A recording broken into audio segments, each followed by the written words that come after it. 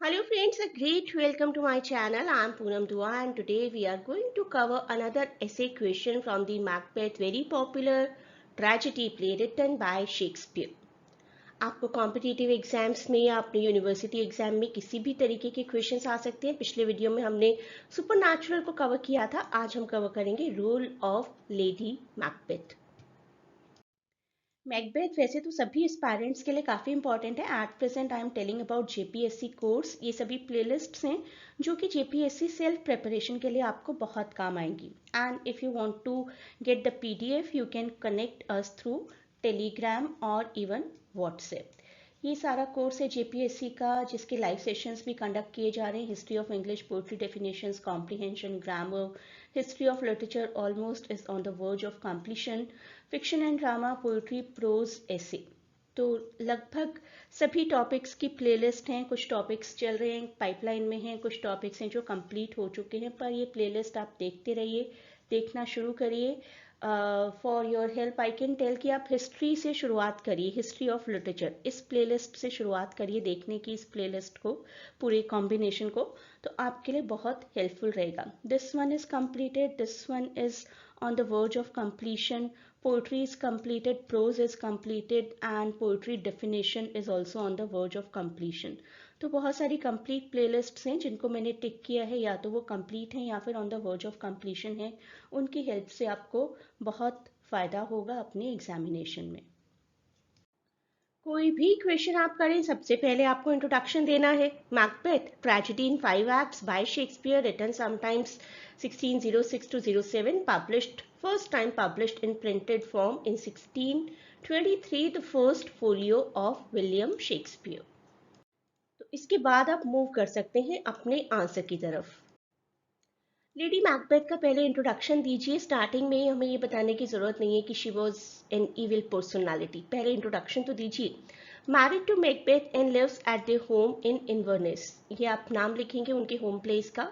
She seems to want the throne as much as her husband, so encourages him to murder King Duncan. जब उन्हें पता चलता है कि विचेस ने प्रोफेसी की है, भविष्यवाणी की है, मेरे हस्बैंड नेक्स्ट किंग बनेंगे, तो बहुत जल्दी हो जाती है उन्हें अपने हस्बैंड को नेक्स्ट किंग बनाने की। At first she copes with the deeps will but is soon plagued by guilt. तो पहले शुरुआत में तो उन्हें लगता है कि चलो अच्छा है, मेरे हस्बैंड किंग बन गए, हमने किंग डंकन को मार दिया है। लेकिन बाद में उन्हें गिल्ट फील होना शुरू हो जाता है। She begins to sleepwalk and reenact the murders.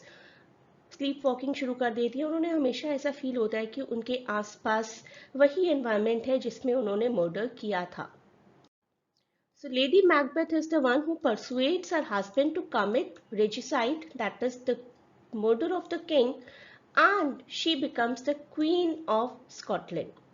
Few people believe that she gains more power than Macbeth when she does this because she can manipulate him into doing what she wants. तो कुछ लोग कहते हैं कि Macbeth से भी ज़्यादा manipulative थी lady Macbeth. After Macbeth becomes a bloodthirsty tyrant, she is driven insane by shame for the crimes and commits suicide off stage. तो बाद में हमें दिखाया जाता है, शुरुआत में हमें ज़्यादा एम्बिशियस दिखाया जाता है लेडी मैकबेथ को, और बाद में हमें ज़्यादा ब्लड थर्स्टी दिखाया जाता है मैकबेथ को। लेडी मैकबेथ को गिल्ट बहुत ही ज़्यादा होने लगा था, इतना ज़्यादा कि she was the one who committed suicide. Although वो सुसाइड हमें डायरेक्टली नहीं दिखाया गया, it was shown of stage. Lady Macbeth play में बहुत ज़्यादा प्रेजेंट तो नहीं है, लेकिन उनकी presence through out the play feel की जा सकती है, particularly in the opening 2 acts. Her involvement in the conspiracy lessens after King Duncan's murder. तो उनकी कॉन्स्पिरेसी वहीं तक दिखाई गई जहां तक उन्होंने अपने हस्बैंड को परसुएट किया, मारो मारो, किंग को आज ही मार दो। शी बिकम्स डिटैच्ड, उसके बाद वो डिटैच्ड हो जाती है और सिर्फ ऑब्जर्वर बन जाती है मैकबेथ की प्लॉटिंग में, और एक होस्टेस बनकर रह जाती हैं। उनके हस्बैंड को हेल्यूसिनेशंस होने शुरू हो जाते हैं और वो हस्बैंड को मैनेज करने में ही इतने इन्वॉल्व हो जाती हैं कि खुद भी ग्रीफ स्ट्रिकन हो जाती हैं, खुद भी गिल्ट स्ट्रिकन हो जाती हैं और सुसाइड कर लेती हैं। उनका सबसे अच्छा एक फ्रेज था, आउट डैम्ड स्पॉट। आपने पढ़ा होगा, हम अभी कोट्स भी कवर करेंगे तो तब भी कवर करेंगे आउट डैम्ड स्पॉट। तो उन्हें हर जगह ना खून के निशान नज़र आते रहते हैं और वो कंटिन्यूसली सोचती हैं कि किस तरीके से इन खून के निशानों को वॉश आउट किया जाए। उनकी स्लीप वॉकिंग जो कि फिफ्थ एक्ट में होती है, और उनका एक रिमार्क आउट डैम स्पॉट, ये बहुत बड़ा कैच फ्रेज भी बन गया बहुत सारे इंग्लिश स्पीकर्स के लिए। और न्यूज़ ऑफ अर डेथ, जब उनकी डेथ की न्यूज़ आती है तो उनके हस्बैंड का जो फ्रेज है, टुमारो टुमारो एंड टुमारो, वो भी एक बहुत ही अच्छा कैच फ्रेज बन चुका है। लेडी मैकबेथ किस तरीके से एक मदर है, किस तरीके की मदर है बेसिकली, वो भी क्वेश्चन कई बार पूछा जाता है। आप यही सब उस आंसर में भी लिख सकते हैं। उनके एक्शंस और उनका जो मोटिवेशंस था are often interpreted as being driven by her desire to be a mother to a future king. तो उन्होंने परसुएट किया अपने हस्बैंड को, मैकबेथ को, लेकिन कहीं ना कहीं उनके दिल में एक और तमन्ना है कि फ्यूचर किंग की भी वो मदर बनेंगी। In this interpretation, Lady Macbeth is motivated by her desire to secure a future for her upcoming generation and to ensure that they will have the position of power and influence. तो कहीं ना कहीं सिर्फ अपने लिए नहीं, सिर्फ Macbeth के लिए नहीं, करेंट किंग मैकबेथ अगर हम बोले तो गलत नहीं होगा, सिर्फ मैकबेथ और मिसेस मैकबेथ या लेडी मैकबेथ की बात नहीं है। लेडी मैकबेथ कहीं ना कहीं पावर को इतना ज़्यादा चाहती हैं कि वो चाहती हैं कि उनकी फ्यूचर जनरेशन को भी ये पावर मिले और वो किंग्स की मदर कहलाएं। लेडी मैकबेथ के बारे में एक हाइपोथेसिस भी है, बीइंग अ मदर। अगर वो मदर होती तो कैसी होती, नॉट अ गुड मदर। उसका आंसर बहुत से फिलोसोफर्स यही कहते हैं कि उनकी जो विलिंगनेस थी ना, that was in the pursuit of power. उनका जो क्रिमिनल एक्ट था वो पावर के लिए था, not for the husband, not for even kids अगर होते तो अपने डिजायर्स और अपने एम्बिशंस को वो सबसे पहले रखती हैं before the wellbeing of her offspring and the welfare of the society. However ये तो एक इंटरप्रिटेशन ही है, क्योंकि वो मदर तो थी नहीं। Different readers and audiences come to different conclusions. Lady Macbeth being a mother, lady Macbeth अगर मदर होती तो उनके एस्पायरेशंस, उनके एक्शंस, उनके मोटिवेशंस को हम क्या कहते, अच्छा कहते या बुरा कहते। और बहुत से लोग इसी कंक्लूजन पर पहुंचते हैं कि बुरा ही है, क्योंकि एम्बिशंस रख रही है वो सबकी वेल बीइंग से पहले, अपने बच्चों की वेलबींग, अपने हस्बैंड की वेलबींग। बच्चे अगर होते तो, हाइपोथेसिस लेकर चल रहे हैं हम एट प्रेजेंट, और हाइपोथेसिस से रिलेटेड आपको क्वेश्चन आ सकता है। मे बी आपको क्वेश्चन में एंटी मदर वर्ड आ जाए। एंटी मदर थी वो एक, she embodies a specific type of anti mother, the witch. Lady Macbeth को कई लोग फोर्थ विच भी कहते हैं। तो अगर आपको ये क्वेश्चन भी आता है ना कि why is Lady Macbeth called the fourth witch, तब भी आप यही सब कुछ लिखेंगे। आपका क्वेश्चन थोड़ा सा चेंज हो सकता है।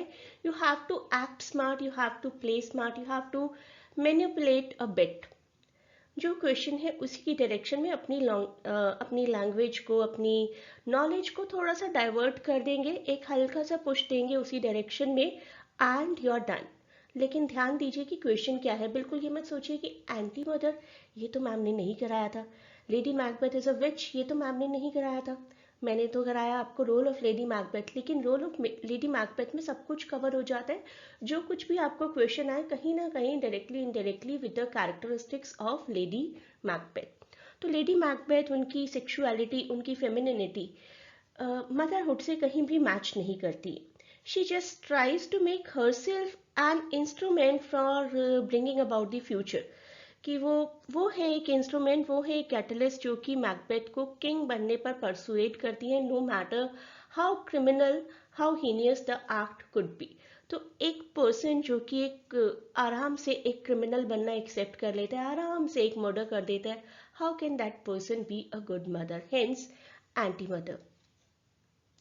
एंडिंग आप कुछ इस तरीके से कर सकते हैं कि लेडी मैकबेथ के कुछ कैरेक्टरिस्टिक्स बता सकते हैं, स्ट्रॉन्ग, ruthless and ambitious। इसी चीज को थोड़ा और एक्सप्लेन कर दीजिए। It is she who suggests Macbeth that they should kill king Duncan in order to make the witches prophecy come true, seemingly more strong willed than Macbeth. तो शुरुआत में हमें ज्यादा स्ट्रॉन्ग नजर आती है मैकबेथ से। She helps her husband recover from his fear after he kills Duncan and helps the cover up। पूरा cover up भी वही करती हैं। But as Macbeth grows more and more used to being a tyrant Following Duncan's murder, Lady Macbeth is the one who suffers more and more from guilt. तो murder के बाद Macbeth, mister Macbeth जी तो tyrant हो जाते हैं, बहुत control करने लगते हैं, बहुत वायलेंस एक्सरसाइज करने लगते हैं और रूथलेस हो जाते हैं। साथ ही साथ लेडी मैकबेथ जितने ज़्यादा टायरेंट मैकबेथ होते चले जाते हैं, उतनी ही ज़्यादा गिल्ट स्ट्रिकन लेडी मैकबेथ होती चली जाती हैं। I really hope you enjoyed the video. Please do not forget to share and subscribe the channel and provide your valuable feedback in comment. ऐसे ही और वीडियोस अभी हम करते रहेंगे। मैकबेथ के काफ़ी इंपॉर्टेंट क्वेश्चंस हैं, काफ़ी ऐसे क्वेश्चंस आने की चांस हैं, तो मैकबेथ के हम इंपॉर्टेंट क्वेश्चंस भी कवर करेंगे और इंपॉर्टेंट कोट्स भी कवर करेंगे जो कि आपके एग्जाम में हेल्पफुल रहेंगी। You can connect with us to join our online classes for all the courses mentioned here.